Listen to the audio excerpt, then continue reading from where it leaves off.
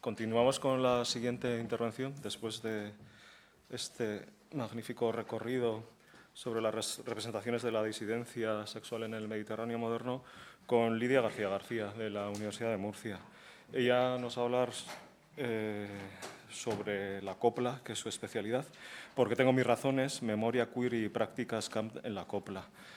La verdad es que conocimos a Lidia en el confinamiento, con su conocido podcast Hay campaneras, que luego se convirtió en libro, que estoy seguro que conoceréis. Hay campaneras, canciones para seguir adelante, un libro muy imprescindible, al igual que el podcast, y estás preparando tu siguiente publicación, ¿verdad, Lidia? Sí. Que creo que aparece en noviembre. En noviembre, sí. ¿Nos puedes adelantar algo? Sí, claro. Bueno, estoy encantada de estar aquí. Muchísimas gracias por la invitación. Decía yo, digo, parece que no tengo poca... Hola, ahora sí. ¿Me habíais oído igualmente? Sí, ¿no? Vale. Otra cosa no, pero proyectar así, en este tengo. Bueno, os comentaba que sí, que efectivamente, pues eso, a mediados de noviembre saco mi segundo libro, estoy muy contenta, se titula Tarantela sevillana, estrellas de la canción española en Italia, y es el resultado de la investigación que he estado haciendo en el otro sitio que nos ha unido, ¿no?, la Real Academia de España en Roma. Tuve la suerte de estar allí unos meses investigando precisamente qué huella habían dejado estas conocidas estrellas españolas, que son Lola Flores, Carmen Sevilla y Sara Montiel, en Italia, en diferentes coproducciones, etcétera. Y sí, ese es mi siguiente libro. Sí. Lo esperamos con ansiedad, igualmente. Gracias. Muchas gracias. Bueno, os voy a hablar, como adelantaba, de copla, que es mi área. Ahora estoy como pensando si se me oye bien todo el rato, ¿no? Vale, es que ahora ya se me mete en la cabeza y me creo que no me escucháis nada. Creo que hay un vínculo entre la copla como género musical y la memoria queer en general, y en concreto sobre las prácticas camp que vamos a explorar brevemente. A esta cuestión he dedicado mi tesis doctoral, por supuesto, ahora no me voy a poner a contarla entera, pero sí que quería un poco contaros por qué rumbo han ido más o menos mis investigaciones. En el Estado español, en los años 30, sobre todo, es un género, la copla, que empieza a fraguarse en los años 20, y en los años 30 y durante la Segunda República ya está absolutamente consolidada como género musical. Después continúa siendo absolutamente mainstream, ¿no?, el género rey durante todo el franquismo, años 40, 50, 60, y en los 70, digamos que empieza de alguna manera a perder importancia en ese ámbito, digamos, de lo absolutamente preeminente, aunque, como sabemos, nunca ha desaparecido por completo como género. En ese momento en España era imposible escapar de la copla, que, como seguramente sabéis, es un tipo de canción unipersonal, casi siempre, por no decir siempre, de temática amorosa. Yo introduciría también que, además de la temática amorosa, que nunca falta, por supuesto, estoy segura de que cuando pensáis en copla, y si no lo hacéis a menudo os obligo y os fuerzo a que penséis ahora en copla, probablemente pensáis en romances, ¿no?, en historias amorosas muy desgarradas e intensamente dramáticas. Dramáticas en cuanto a la letra y a la historia que cuentan, pero también dramáticas en cuanto a la performance que despliega la persona que interpreta estas canciones, habitualmente mujeres, puesto que otra de las características fundamentales de la copla es la primacía de la voz femenina, en un sentido lírico, en un sentido poético, es quien cuenta normalmente su historia, pero también en un sentido escénico, ya que este género musical, aunque por supuesto también lo han interpretado hombres, hablaremos brevemente de ello, sobre todo se ha asociado a una figura femenina que, como digo, pues despliega en el escenario ese poderío escénico, ese dramatismo exacerbado. Me refiero, por supuesto, a la figura de la folclórica, y aquí viene la clara vinculación con lo queer, que no es sino una configuración específicamente española de la figura de la diva que podemos encontrar en muchas otras culturas. La copla se caracteriza, y esto a la diferencia de otros géneros aledaños, como pueda ser el flamenco, además de otras muchísimas diferencias, por supuesto, por tener un carácter narrativo. Por eso siempre hablaré de las historias de la copla, porque todas estas canciones cuentan una historia, con su introducción, su planteamiento, su nudo, su desenlace, etcétera. Hablábamos de la primacía de la voz femenina en la copla, pero es que además ese yo poético femenino de la copla casi siempre se corresponde con feminidades marginales, marginales en un sentido social, y marginales sobre todo en este contexto imaginar de la España de los años 30, 40, 50, en un sentido referido a lo moral y específicamente a la moral sexual. Las mujeres de la copla, por resumirlo en pocas palabras, son básicamente el opuesto perfecto al ideal de mujer nacional católica. Si el nacionalcatolicismo esperaba que la mujer se quedara en casa con la pata quebrada, una mujer fiel, bordando, cosiendo y haciendo sus labores, esperando a su marido, las mujeres de la copla son prostitutas, adúlteras, mujeres que habitan espacios de socialización tradicionalmente masculinos, como pueda ser la noche, como puedan ser los cabarets. Es decir, estamos ante unas feminidades en determinado sentido transgresoras, pese a que, por supuesto, en este género coexisten las distintas vetas de transgresión en un sentido de representación de lo femenino y también de representación de lo queer, de las que vamos a hablar. Toda esta transgresión coexiste, por supuesto, con un discurso intensamente patriarcal. Es un género, en ese sentido, muy ambivalente. Claro, os decía que en esos años 30, 40, 50 era imposible escapar de la copla, ¿no? en España. Pero es que tal vez hoy la copla, por supuesto, no es el género rey, para mi desgracia, que sería mucho más feliz si siguiera por todas partes. Hoy sí se puede escapar de la copla, a no ser que seas del colectivo, porque una persona queer, por muy joven que sea, y veo muchas caras, por supuesto, estamos en una facultad muy joven, muchas caras jóvenes, una persona queer es muy probable que de una manera u otra haya sido expuesta a este imaginario de las folclóricas, a este imaginario coplero. Aquí os traigo algunos ejemplos, por ejemplo, de la cultura popular de Internet, es decir, del mundo de los memes. Se siguen usando GIFs de Lola Flores, puede aparecerte perfectamente un meme de Rocío Jurado, sobre todo en Twitter gay, ¿no? Es muy probable que aparezca por ahí, e incluso confieso que es probable que lo haya hecho yo, se aparece por... Esto es muy divertido, como generar tu propio objeto de estudio y luego decir, mira, esto es algo que pasa completamente, voy a escribir una tesis sobre esto, un poco por ahí va la cosa. Luego tenemos también pues, manifestaciones artísticas, veis ese collage de Marife de Triana, que es de un artista llamado Orojondo, que por supuesto está relacionado con la inadecuación, con lo quiche, con el exceso camp del que vamos a hablar, y que de nuevo revisita la copla. Y qué decir del mundo del drag. Hemos visto, por supuesto, cualquier sitio al que vayas a ver drag, pues es muy probable que haya, aunque sea un guiño mínimo, a la copla, y lo hemos visto incluso en las representaciones más mainstream del drag, como puede ser pues, Drag Race España, ¿no? Aquí os traigo a la amiga J. Carajota, por ejemplo. Claro, a mí lo que... aquí os hablo un poco de cómo yo orienté mi tesis doctoral. Yo partía de la hipótesis, y lo que a mí me llamaba la atención era esta pervivencia. Porque si yo entiendo a Concha Piquer en los años 40, entiendo a Concha Piquer en los años 50, lo que ya se me hace más bola y lo que entiendo menos es por qué seguimos haciendo memes de todo este mundo y por qué específicamente tienen que ver con el ámbito de la cultura queer. Entonces, a mí me preocupaba de alguna manera abordar esa pervivencia de la copla en la cultura queer española en general y más específicamente en las prácticas que denominamos camp, que estoy segura que estáis familiarizados con este concepto, igualmente hablaremos un poquito más de ello, que al fin y al cabo son prácticas relacionadas con la teatralidad. Esto ya per se suena a copla, ¿no? La definición de lo camp, con el exceso estético y en última instancia con el cuestionamiento de los roles de géneros tradicionales desde un punto de vista casi siempre humorístico o paródico. Así que los objetivos que yo me proponía eran estudiar esta pervivencia, esto existe, ¿por qué pasa esto?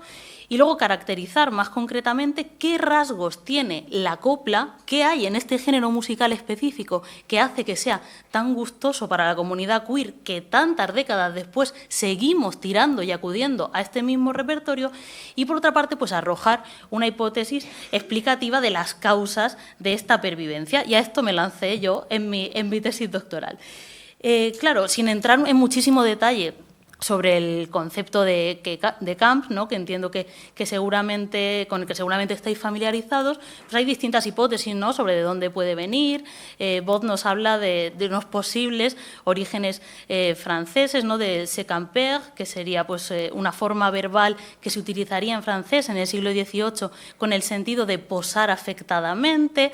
Después, en el siglo XIX, en el ámbito anglosajón, aparece en distintas cartas con un sentido de código queer clandestino, ¿no? Como una especie de manera de comunicarnos entre nosotras, las personas del colectivo queer, usando una palabra que el resto de la sociedad no entiende, aunque se decodifica rápidamente, puesto que en el diccionario de slang victoriano de 1909, en este diccionario os he traído ahí el pantallazo de la acepción, veis que ya define lo camp como acciones y gestos de exagerado énfasis. Suena muchísimo a lo que hoy llamaríamos pluma, algo muy parecido a esto. Como sabéis, en el ámbito académico, el concepto de camp empieza a trabajarlo Susan Sontag a mediados de los años 60, en ese ensayo conocidísimo, bueno, ensayo no sé si es la palabra, ¿no?, puesto que ella misma le llama notas sobre lo camp, ya que es una cosa como con una especie de aforismos, ¿no?, y unas notas, digamos, a vuela pluma, pero muy certeras a la hora de describir este fenómeno que estaba como en esa cultura queer, pero que no había sido descrito. Ella lo define como estos adjetivos de los que venimos hablando: la artificialidad, la exageración y un cierto punto de sofisticación. Esto es interesante. Ella dice que lo camp es una manera de ser dandy en la época de la cultura de masas. Es decir, antes del siglo XX, pues ser un dandy o ser alguien exquisito era descartar lo que consumía todo el mundo, ¿no? Quedarte con la cultura elitista y agitar así tu copa de coñac y decir qué diferente soy de los demás. Pero en el momento en el que la cultura de masas está por todas partes, no puedes ignorarla. Lo que puedes hacer es consumirla de manera irónica. Exactamente lo mismo que hacemos ahora cuando vemos, por ejemplo, Emily in Paris o cualquier cosa así de Netflix, que tenéis una cara de haberla visto todo. Increíble.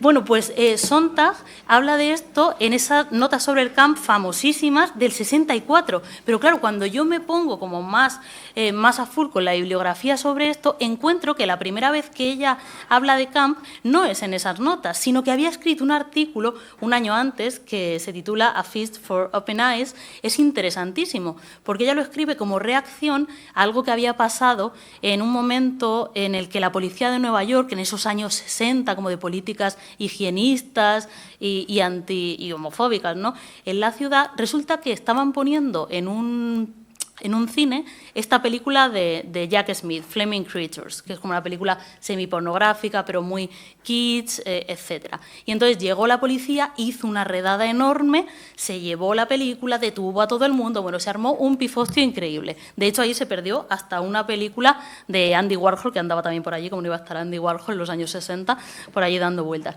Bueno, pues cuando voy a ver Flaming Creatures, digo, a ver qué fue la película que le hizo a Susan Sontag escribir un artículo a favor del colectivo queer y defendiendo esta película, y en ese artículo utiliza por primera vez la palabra camp. Dice, esta película es camp, porque es queer, es irónica, es exagerada, etc.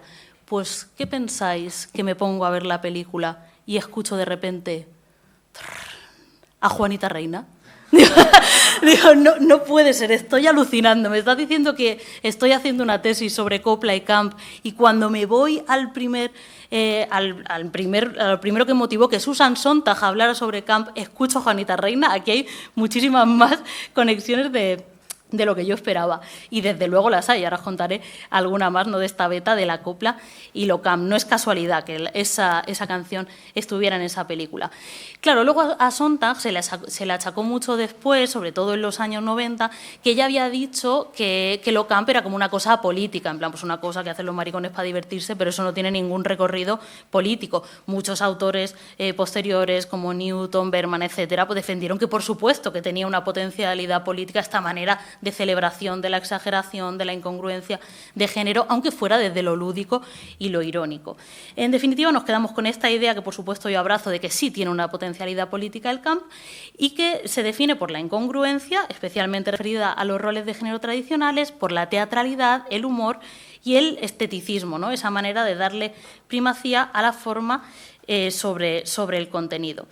Yo lo que hice fue, claro, para mi tesis era una locura, porque como lo que yo quería era explicar esa pervivencia, tenía que analizar, digamos, artefactos culturales, por llamarlo de alguna manera, desde esos años 30, 40, 50 hasta la actualidad para explicar esa pervivencia. De manera que estuve analizando pues, desde un poema de Rafael de León, a cuya pluma, en el sentido más amplio, debemos gran parte de la representación queer de la copla, hasta de repente pues, una actuación de Falete en Tu cara me suena, porque al final es lo que explica esta pervivencia. Concha Piquer decía, a propósito de la vocación, que me parece una frase increíble, vosotros que estáis estudiando, seguro que os viene fenomenal, ella decía, yo tengo mucha vocación, pero si no gano dinero, no me divierto.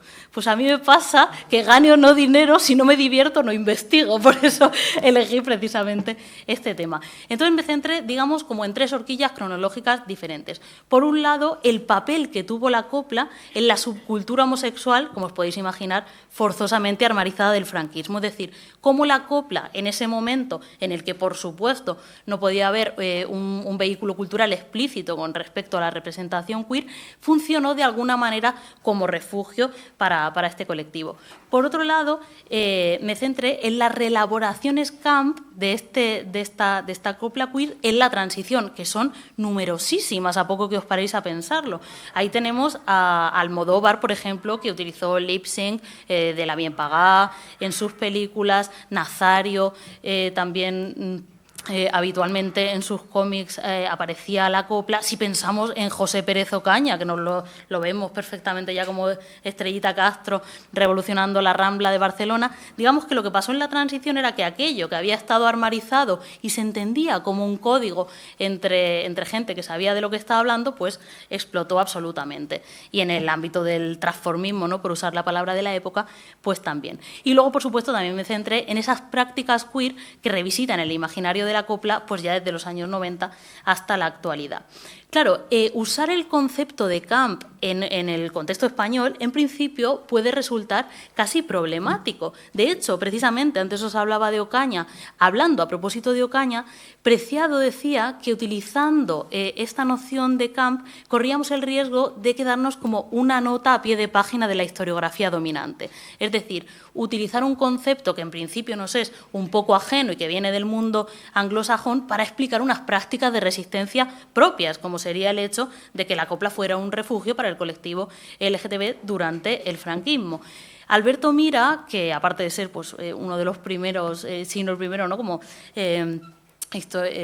investigador, ¿no?, que ha abordado la historia cultural de lo queer y específicamente de lo gay en España, pues él hablaba también de cierta incomodidad a la hora de hablar de lo camp en España, pero también decía, pues oye, que al final era un marco de inteligibilidad. Si estamos hablando de prácticas de disidencia, desde lo irónico, desde la celebración de la exageración, desde la celebración de lo kitsch, pues si estamos hablando de lo mismo, aunque no sea, digamos, un concepto propio, pues ¿por qué no usarlo? Como hicieron, por ejemplo, Barderi y Yarza.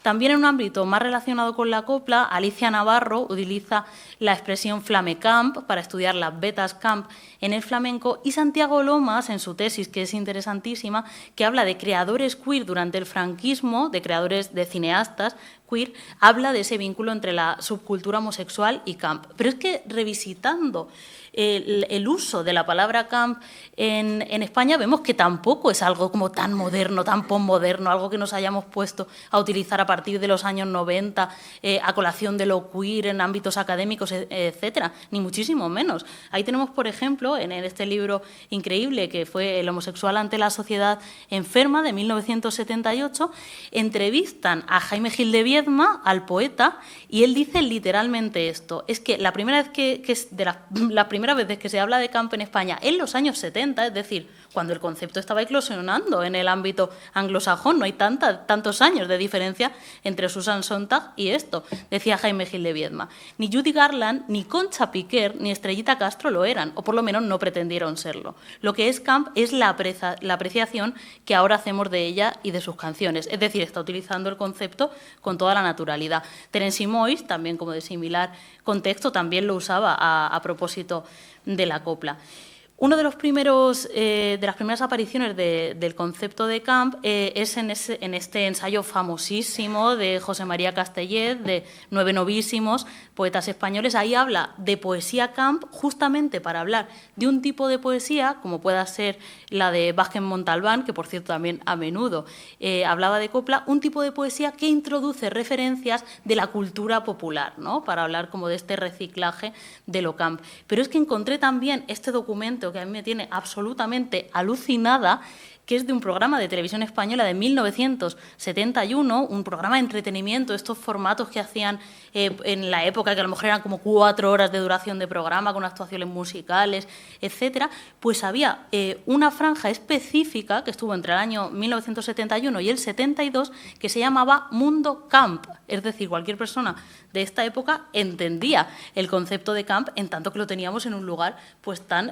absolutamente hegemónico como pueda ser la televisión. Y fijaos que encontré un episodio específico que cuando lo encontré, es que quiero que sintáis mi emoción. Yo estoy escribiendo una tesis sobre copla y camp, que ya de entrada es un poco que la gente a veces te mira como, ¿en serio no quieres hacer otra cosa? No, yo quiero hacer esto.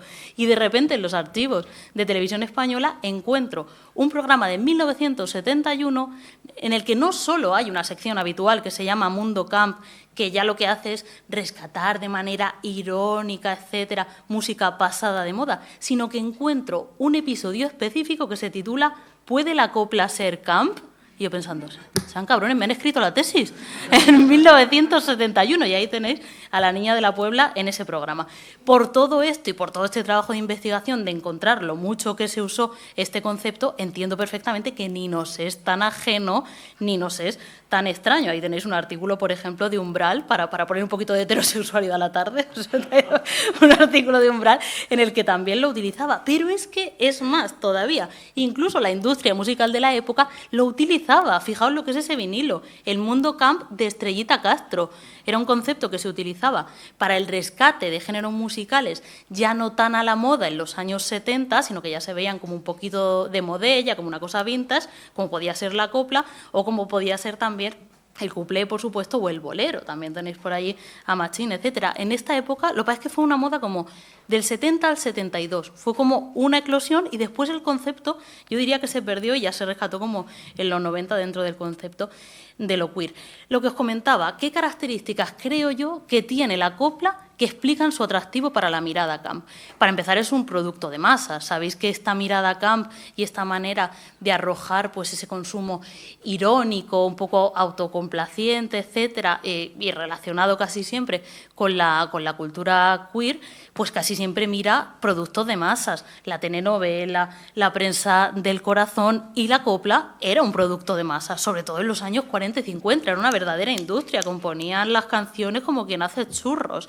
Por otra parte, ¿qué tiene la copla también que explica ese interés de la mirada camp en ella? Pues que refleja una sentimentalidad femenina, entendedme, con todas las comillas del mundo, tradicionalmente femenina, emparentada con el melodrama. ¿Cómo no le va a interesar a la mirada camp un género musical que ya per se, no hay que hacer nada más, está lleno de exceso, está lleno de teatralidad, en la misma lógica por la que le interesa a la mirada camp cierto tipo de cine hollywoodiense o por la que le interesa el musical de Broadway? Estamos hablando de ese mismo universo, lo que pasa es que en el caso específico de España.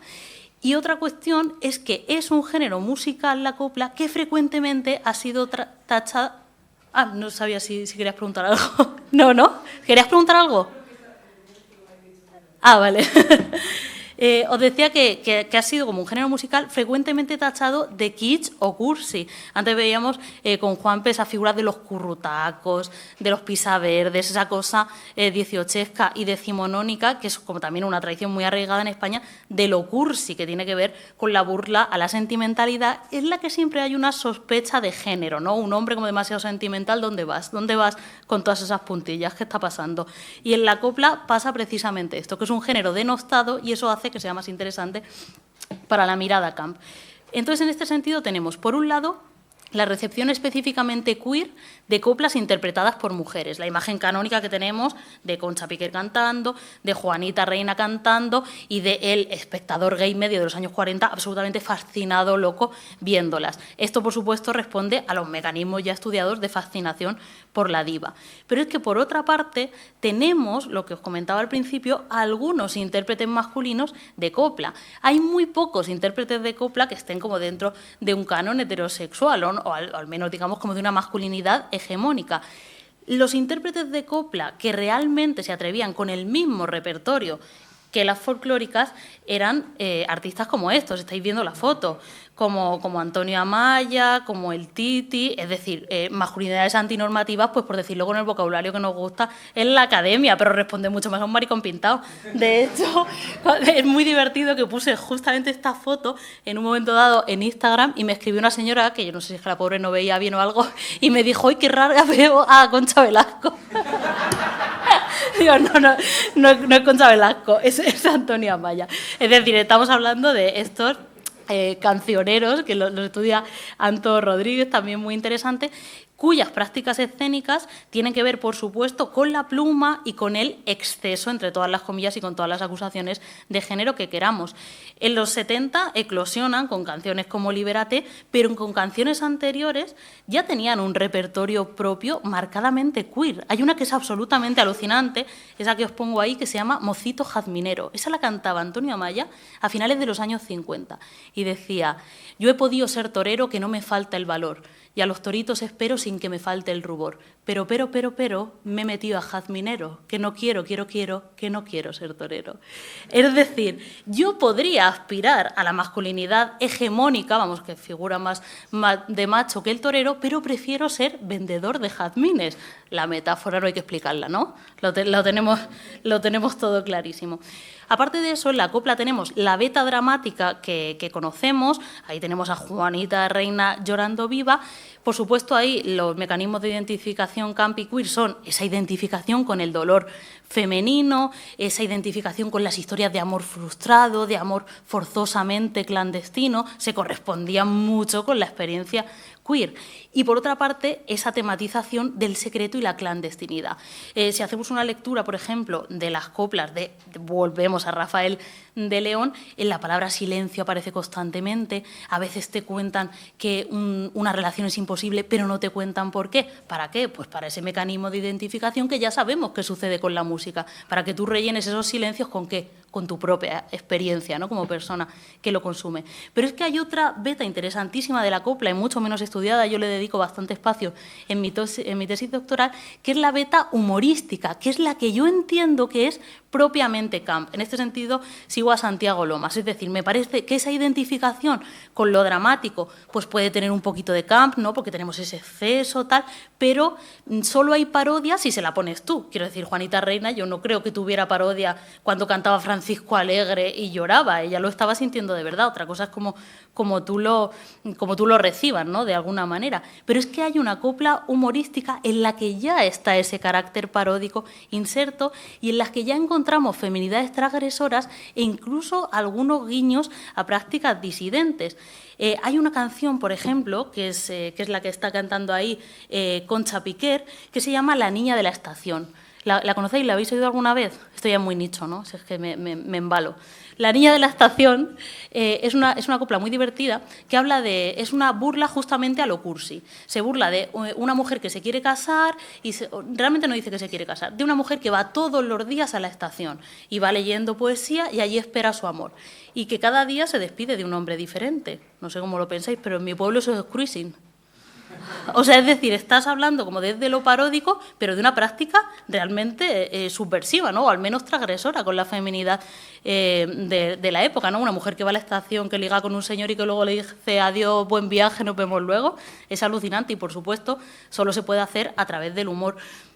Otro ejemplo mucho más conocido, que es el que yo he elegido para el título, es el de Compuesta y sin novio. Cuando la canta Juanita Reina es un alegato per se humorístico, por supuesto, como lo camp sin humor es imposible, a la soltería femenina, que ya era una cosa bastante fuerte cantar esto en la España franquista, pero cuando la canta Miguel de Molina, digamos que es como esta cosa de ¿por qué está soltero este hombre? ¿Recordáis esta canción? Decía, ¿Por qué no te casas, niña? Dicen por los callejones. Yo estoy compuesta y sin novia, porque tengo mis razones. Claro, imaginaos qué razones podía tener Miguel de Molina cuando salía con unas chorreras por aquí y decía que no se casaba porque tenía sus razones. Todo esto se encuentra en la copla tematizado de una manera clarísima. Claro, para mí esta pervivencia, la hipótesis que yo arrojo de por qué continúa dentro de... Claro, voy como una metralleta porque ya os digo que viene todo de la tesis, pero yo creo que esta pervivencia se debe que sigamos relacionándonos con esto y que siga apareciendo en la cultura queer actual. Aquí os traigo pues algunos otros ejemplos, una pintura de Cristóbal Tavares, el videoclip de Samantha Hudson de Por España, que estoy segura de que lo conocéis, que básicamente es una reelaboración de la iconografía clásica de la copla, sobre todo de Estrellita Castro, un poco también de Imperio Argentina, en la que se venga, ¿no? y mata a Franco directamente. Es una pasada, es como darle la vuelta a toda esa iconografía de la copla abiertamente desde lo queer. Pues yo creo que esta pervivencia se debe a la capacidad que sigue teniendo la copla para articularse como un espacio de resistencia y goce a la vez. Como decíamos, en la dictadura era una estrategia de supervivencia, en la transición se visibilizaba todo eso que había estado oculto. Claro, la folclórica como diva gay en la transición la vemos clarísima. Seguro que habéis visto algunas revistas ya específicamente gay de los años 70, tipo Party, Pierrot. Bueno, es que las folclóricas estaban en la portada todos los días. Todas las declaraciones que igual habéis visto en algún sitio, tipo Rocío Jurado diciéndolo, lo mejor de los gays es su sentido de la amistad. Todo ese tipo de cosas son de la prensa de la época, es decir, ya se visibiliza esa cuestión de la folclórica como diva gay. Y, por supuesto, tiene que ver con un reciclaje cultural con un sentido político, porque lo que estás haciendo es hacer visiblemente queer y darle la vuelta a una cultura popular que había sido, como bien sabemos, fagocitada casi por completo por el franquismo. Y en la actualidad, y esto por supuesto es mi hipótesis abierta a discusión, creo que el que sigamos haciendo camp, haciendo humor, celebrando de alguna manera desde lo lúdico y desde lo abiertamente queer un género pues, del que nos separan tantas décadas como la copla, tiene que ver con un deseo de genealogía queer propia. Muchas veces hablamos, cuántas veces lo discutimos, ¿no? Dentro del ámbito académico, sabemos todo hasta lo último que pasó en Stonewall. Bueno, ¿pero qué pasó aquí?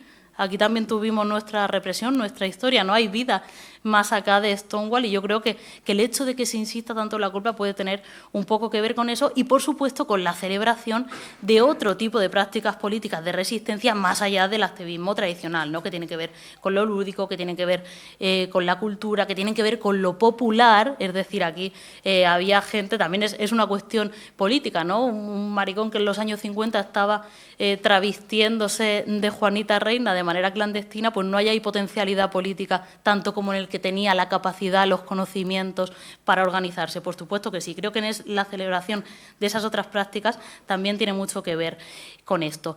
Y ya para ir acabando, considero que las prácticas estudiadas, más o menos por todo lo que hemos estado viendo, constituyen un entronque genealógico con ese discurso disidente que siempre estuvo en la copla. Es decir, yo defiendo que no es que ahora lleguemos, o incluso en los años 70 llegaran y dijeran, uy, esto era absolutamente rancio, franquista, patriarcal y de todo, y lo vamos a convertir en algo completamente diferente. No, la copla siempre tuvo ese punto de transgresión, por supuesto, cuajado de claroscuros, de discurso patriarcal, etcétera, pero vemos en muchas letras esas brindas de transgresión que ya estaban ahí y por eso funcionó también como refugio queer. Y, en definitiva, pues este exceso estético, esta teatralidad, esta sentimentalidad exacerbada de la copla han sido históricamente celebrados desde lo queer como esa especie de goce y de reivindicación que, como os decía, yo creo que en última instancia puede servir para articular pues ese deseo de tener también una genealogía propia. Ya sabemos lo que pasó en Stonewall, ya tenemos todo ese marco, digamos, hegemónico claro, pero ¿qué estábamos haciendo nosotros? ¿Cómo resistieron las generaciones inmediatamente posteriores a nosotras que eran queer en un contexto tan complicado como este? Yo creo que la copla en ese sentido fue refugio y fue lugar de resistencia y por eso, como tal, pues seguimos celebrándola desde la cultura queer. Y yo ya he terminado, pero no quería, no quería dejar de traeros, porque estoy absolutamente alucinada con esta idea de lo furry que vamos a ver ahora, una última pincelada que no tiene nada que ver, pero unas folclóricas furries para vosotros. Ahí tenéis a Concha Piquer disfrazada de gato en el Nueva York de los años 20 y a Carmen Sevilla también. O sea que enlazamos los dos temas y os agradezco muchísimo vuestra atención. Supongo que ahora luego hablaremos, ¿no? Muchas gracias.